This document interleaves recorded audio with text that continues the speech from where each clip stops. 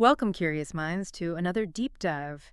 Today, we're taking you back, way back to ancient India. Yes, specifically to Vasali.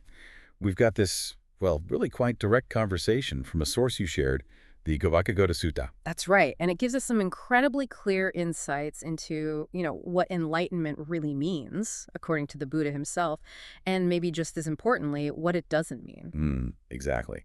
Our goal today, really, is to unpack this key chat between the Buddha Bhagavan and this wanderer, Vacchagotta. He sounds like a character already. He is. And their conversation, it just cuts through a lot of the usual misconceptions people have about these big spiritual claims.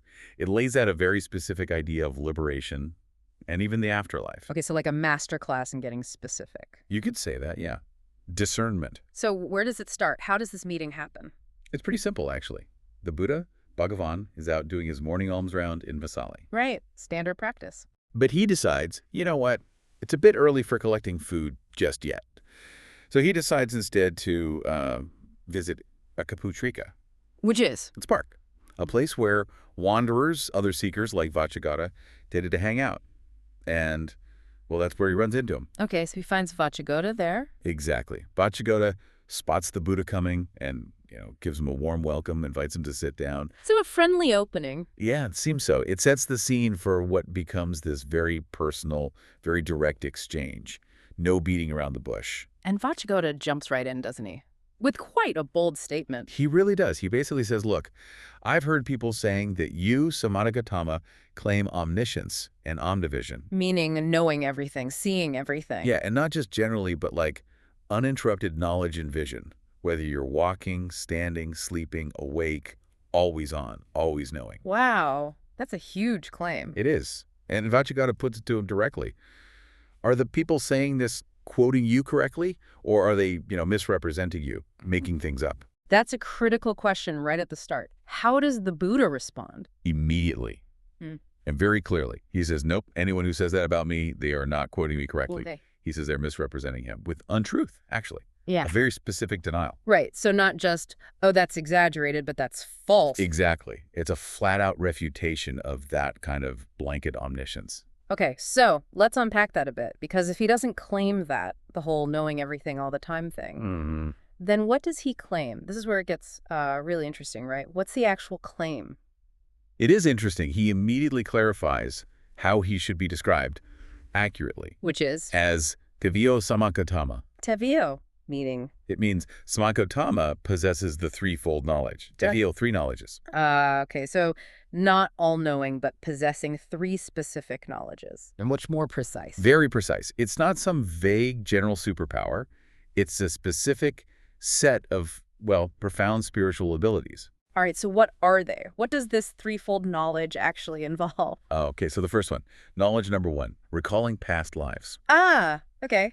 I've heard of this. Right. The Buddha explains his ability to recall numerous past lives. Yeah. Lots of them. And not just vaguely, but in detail. Like what kind of detail? Seeing their form, the circumstances, what happened.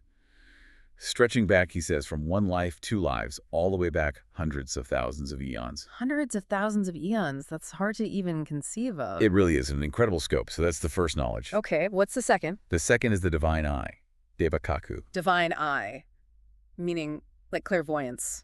Sort of, but more specific. He says he possesses a purified, superhuman divine eye.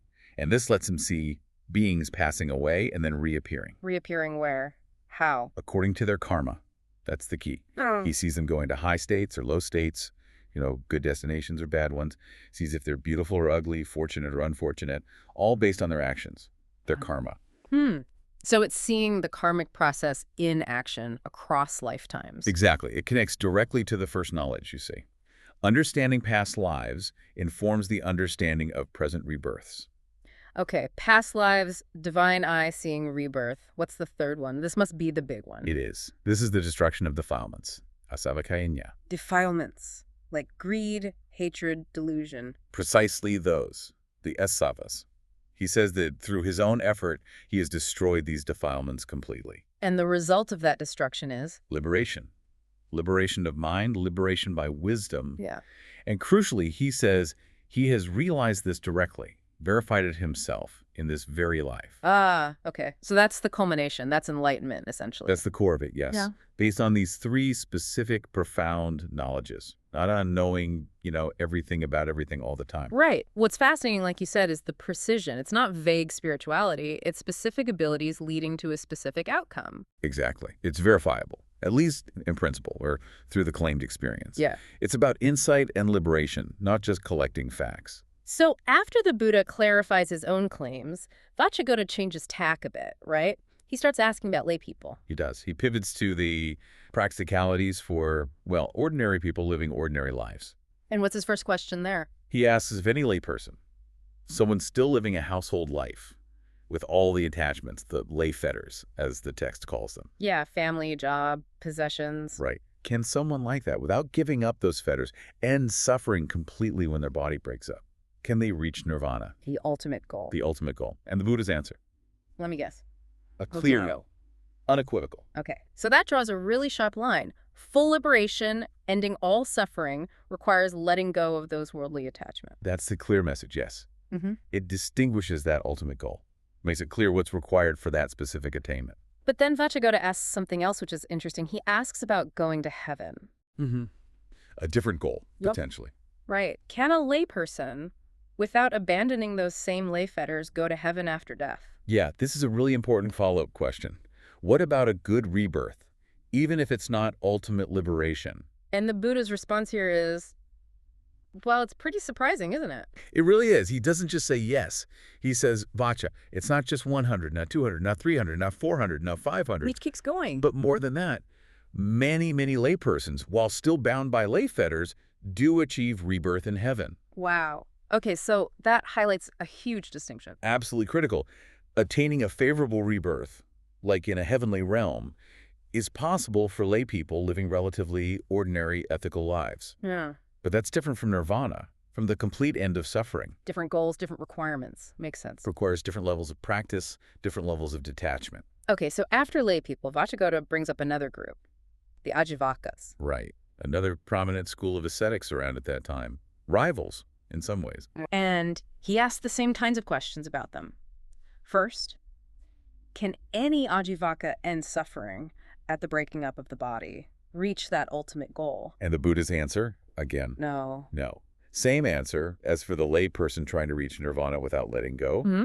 The Ajivaka path, according to the Buddha, doesn't lead to the complete cessation of suffering. Okay. Consistent so far. But then the heaven question. Can any Ajivaka go to heaven? And here the answer is, well, it's pretty stark, really specific. What does he say? He says, Vaccha, for the 91 eons that I recollect, again, that vast time scale from his first knowledge, Right.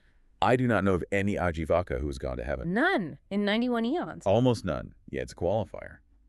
Except for one. Just one out of countless Ajivakas over that immense time. Just one that he recollects seeing attain heaven. And then he adds this crucial detail about that one individual. What was special about him? He says, and he was a karma theorist and action theorist. Kamavadi, Cūḷavacchagottasuttaṃ. Oh, okay. That is significant. Why? Well, because many Ajivaka schools were famously fatalistic. They often denied the reality or effectiveness of karma and intentional action, Kirya. They believed everything was predetermined by fate, Nyanti. So the one Ajivaka the Buddha remembers going to heaven was someone who actually believed in karma and action, unlike the mainstream Ajivaka view. That seems to be the implication. It strongly suggests that holding a view aligned with causality, with karma believing your actions matter, was somehow crucial, even for that one Ajivaka to get a heavenly rebirth. That's a powerful point. It implies that the core Ajivaka doctrine itself was perhaps the barrier. It certainly seems to point that way, that a belief in agency, in the consequences of one's actions, might be a kind of prerequisite. How does Vacchagotta react to hearing that? Only one Ajivaka in 91 eons made it to heaven. He's pretty direct. He says, basically, wow, then that school of thought, the Ajivaka path, it's empty. Empty even of people managing to get to heaven. He calls the whole school empty. Strong words. Very strong. And the Buddha doesn't soften it. He confirms. Indeed, Vaccha, that school of thought is empty, even of those going to heaven. That is a remarkably blunt assessment of a rival spiritual tradition. It really is. No punches pulled. It's an uncompromising judgment based on his stated direct knowledge about the efficacy of that particular path, not just for liberation, but even for a favorable rebirth. So stepping back from the details, what does this whole conversation, this deep dive into the Cūḷavacchagottasuttaṃ, really show us? Well, I think it's incredibly valuable for understanding the Buddha's own clarity. Not just about what he did claim, that specific threefold knowledge, but maybe even more about what he didn't claim, like that vague omniscience. Right. It's about precision. Precision, exactly. Yeah. And it draws that sharp line we talked about between the ultimate goal, nirvana, which requires profound letting go. And the goal of a good rebirth, like heaven, which is more accessible even for lay people, but hinges perhaps on understanding karma. Mm. And then you have that very candid, almost brutal assessment of the Ajivika path based on those same criteria. It really underscores how important it is to be clear about what goal you're actually aiming for in any spiritual pursuit, doesn't it? Absolutely. And what the path you're on actually claims to offer, and, well, whether there's reason to believe it delivers. Understanding the exact nature of the claim, the exact nature of the goal. It helps you distinguish. It moves beyond just vague feelings or hopes. Towards clarity, towards understanding the practices needed for different outcomes, to call for discernment, really. So, as you've been listening to this dialogue unfold, what stands out most to you? Consider how this emphasis on precision, on clearly defining claims and outcomes, might influence how you approach understanding knowledge or well-being, whether it's spiritual or really in any complex area of life. Something to think about.